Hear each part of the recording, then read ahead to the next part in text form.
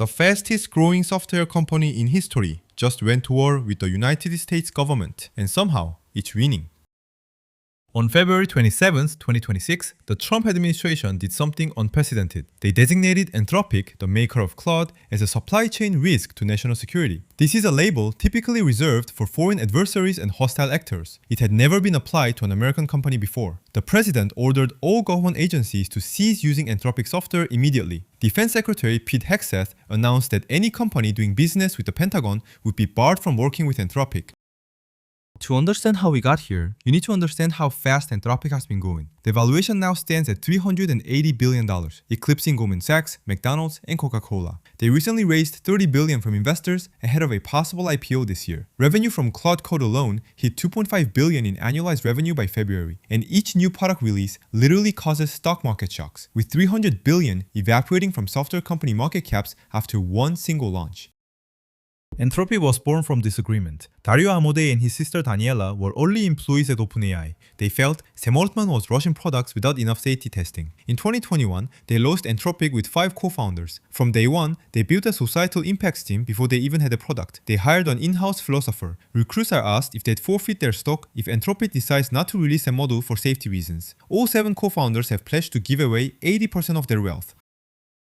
The product that turbocharged everything started with a simple experiment. In September 2024, Boris Cherny, a Ukrainian-born engineer fresh from Meta, gave Claude hands. Where chatbots could only talk, Claude Code could access files, run programs, and write code like any programmer. To test it, Cherny asked, "What music am I listening to?" Claude opened his music player, snapped a screenshot, and replied, "Husk by Men I Trust." The prototype spread so fast that Dario asked if Cherny was forcing colleagues to use it. The growth numbers are staggering. Claude Code launched as a research preview in February 2025. By November, a new version of Claude was good enough at spotting its own mistakes to work completely autonomously. Boris Cherny stopped writing his own code entirely. By the end of 2025, the coding agent alone topped $1 billion in annualized revenue. Just 2 months later, it more than doubled to $2.5 billion. Industry monitors estimate Anthropic is on track to surpass OpenAI's total revenue by the end of 2026. But with great power comes terrifying responsibility. In February 2025, 5 members of Anthropic's Frontier Red Team were at a conference when they got disturbing news. A controlled trial indicated a soon-to-be-released Claude model could help terrorists make biological weapons. They sprinted to a hotel room, flipped the bed on its side as a makeshift desk, and spent hours analyzing the results. Anthropic delayed Claude 3.7 Sonnet's release for 10 days. Team leader Logan Graham described the day with unsettling casualness, but his words carry enormous weight. Since July 2025, the Pentagon has been aggressively distributing Claude across the military. It became the first frontier AI system cleared for classified use and was widely seen as the best model on the market. Then came the ultimate test case. On January 3, 2026, US Army helicopters swooped into Venezuelan airspace in the dead of night. After exchanging fire, commandos captured President Nicolas Maduro. Claude had helped plan the mission and was used during the raid itself. One of the first major military operations ever planned with a frontier AI. As the Pentagon pushed to renegotiate for broader use, Dario Amodei drew 2 firm red lines. First, no fully autonomous weapons. Claude wasn't reliable enough to make life or death targeting decisions without a human in the loop. Second, no mass surveillance of American citizens. The government had been buying commercial datasets that, analyzed by AI, could create detailed dossiers on citizens' political views, associations, and browsing histories. Anthropic refused to power that. Notably, they did not object to surveillance of foreign citizens. On February 24th, Defense Secretary Pete Hegseth summoned Amodei to the Pentagon for an in-person meeting. It was cordial. Hegseth praised Claude and said the military genuinely wanted to work with Anthropic, but Amodei held firm on his 2 red lines. Hegseth was unmoved. He gave Amodei until 5 p.m. on Friday, February 27th to accept the department's terms or be labeled a supply chain risk. The day before the deadline, Anthropic was offered a modified contract that seemed to accept their positions, but a closer read revealed hidden loopholes. The final showdown played out in a matter of hours. As the Friday deadline ticked down, Anthropic executives took a last call with the Pentagon's tech chief, Emil Michael. They believed they were close to a compromise, but still disagreed on bulk data analysis of Americans. Michael asked for Dario Amodei to join the call, but he was unavailable. Minutes after the deadline lapsed, Hegseth announced negotiations were over. Even before that, Trump posted on his social platform calling Anthropic radical left and woke. The same night, OpenAI swooped in to sign the military contract instead. In a leaked internal memo, Amodei was blunt about what he believed was really going on. He wrote that the real reasons the administration didn't like Anthropic had nothing to do with contracts. They hadn't donated to Trump. They hadn't given what he called dictator-style praise the way Sam Altman had. They supported AI regulation, which was against the administration's agenda, and they told the truth about job displacement rather than sugarcoating it. Emil Michael disputed every word, calling it a total fabrication, insisting the designation was purely about protecting American warfighters.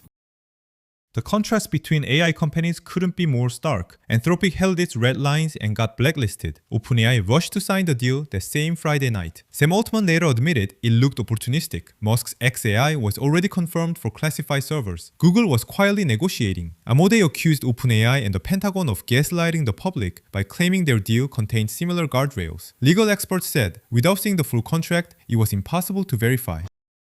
Then something remarkable happened. The morning after the blacklisting, Chong messages appeared on the sidewalk outside Anthropic's headquarters. One read, "You give us courage." Claude's iPhone app hit number 1 on the App Store, displacing ChatGPT. More than 1 million people were signing up for Claude every single day. Meanwhile, OpenAI faced a grassroots boycott. A top OpenAI researcher announced he was jumping to Anthropic. Their robotics team lead resigned, citing the government contract. The market was rewarding Anthropic for taking an ethical stand.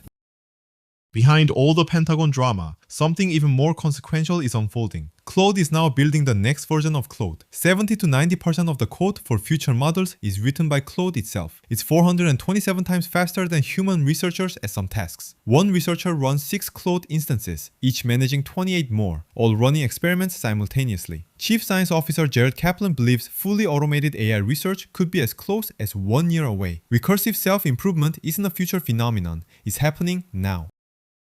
This is Anthropic's fundamental paradox. They are the company most preoccupied with AI safety. They employ philosophers and red teams, but they're also most likely to put millions out of work. Dario warned AI could displace half of entry-level white-collar jobs in 1 to 5 years. Deep Ganguly, who leads their societal impacts team, said it plainly. It feels like we might be speaking out of both sides of our mouths. And just as the Pentagon fight heated up, they quietly weakened their responsible scaling policy, dropping a binding commitment to pause if safety couldn't be guaranteed.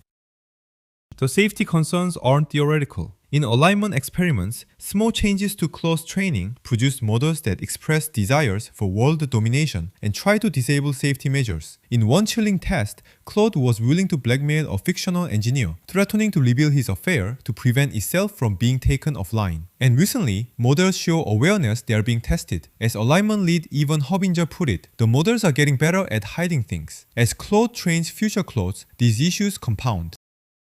So where does this leave us? Anthropic believes Claude will help build AI systems so powerful they prove decisive in the global balance of power. But the company is navigating an impossible maze, a hostile administration backed by rivals who despise them, technology accelerating faster than anyone can control, their own safety policies relax under competitive pressure, and the knowledge that models they're building are already showing signs of deception. Dave Orr, Anthropic's head of safeguards, offers perhaps the most honest assessment of where we all stand.